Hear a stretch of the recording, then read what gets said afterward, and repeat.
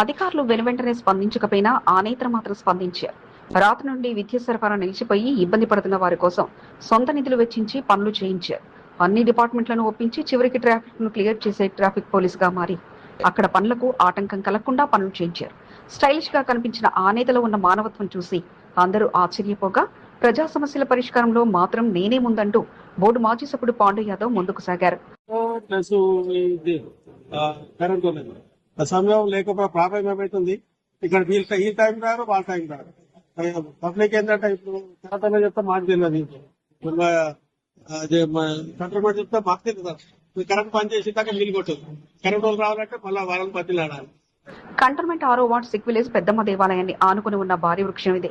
100 ఏళ్ల నాటి వృక్షం ఓ వైపు ఒరిగిపోగా రాత్రి వీచిన గాలికి వృక్షం కొమ్మలు విద్యుత్ వైర్లను తాకడంతో విద్యుత్ సరఫరాను విద్యుత్ శాఖ అధికారులు నిలిపివేశారు.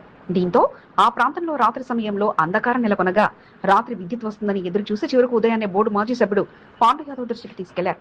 వెంటనే విద్యుత్ శాఖ అధికారులను సంప్రదిస్తే వెంటనే కంటోన్మెంట్ బోర్డు అధికారులకు ఫిర్యాదు చేశారు. వారు కూడా అంత పెద్ద చెట్టును కొట్టే సామర్థ్యం తమ వద్ద లేదని తెలపడంతో ఇక పరిష్కార మార్గాన్ని అన్వేషించారు.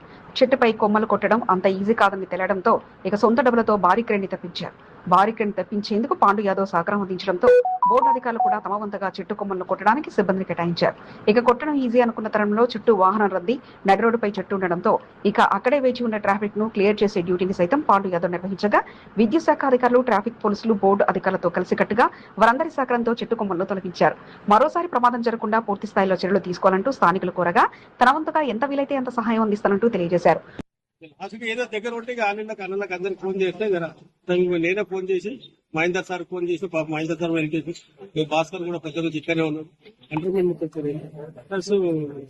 చేసి మన కరెంట్ కూడా వచ్చి మేడం పంపించి పైసలు ఎవరు ఇవ్వాలి, మళ్ళీ గవర్నమెంట్ ఇస్తుందా?